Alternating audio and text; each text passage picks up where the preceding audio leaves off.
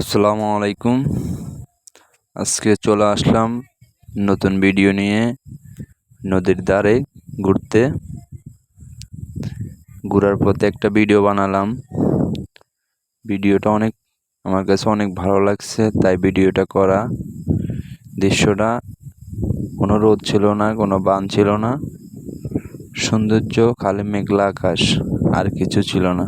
দেখেন, কোনো রোদ নাই, শ্যামল শ্যামল একদম সৌন্দর্য একটা দৃশ্যের মধ্যে একটা ভিডিও বানালাম। ভিডিওটাও অনেক সুন্দর হয়েছে, দৃশ্যটা অনেক ভালো হয়েছে। আপনারা আশা করে দেখবেন, দেখার পরে অনেকটা দেখতে পারবেন, অনেকটা বুঝতে পারবেন। আশা করি ভিডিওটা অনেক সুন্দর হয়েছে দৃশ্যটা। কারণ রোদ হলে অনেকজনে ঝিলিক মারতো, অনেক ধরনের ক্ষতি হতো। কিন্তু আমি যে সময় ভিডিওটা বানাচ্ছি, ভিডিওটা কোনো রোদ ছিল না, একদম সুন্দর দৃশ্য, মনোরম দৃশ্য ছিল।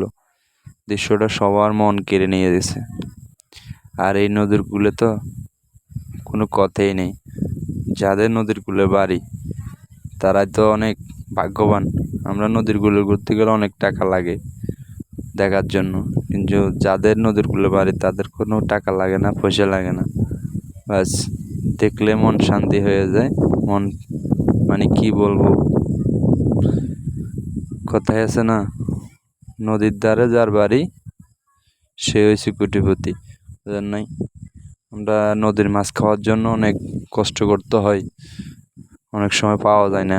কিন্তু যাদের নদীর ধারে বাড়ি তারা তো আর কিনে লাগে না। বাস কোনোরকম একটা জাল থাকলে সুন্দর করে মারি দিয়ে আল্লাহর নাম আল্লাহ যদি দেয়, সেই মাছগুলো উপভোগ করে নিয়ে খাইতে পারে। আমরা তো আর সেটা পারি না, আমরা বাজারে যেয়ে মাছ কিনতে হয়। তো ভিডিওটা ভালো লাগলে সবাই শেয়ার করে দেবেন।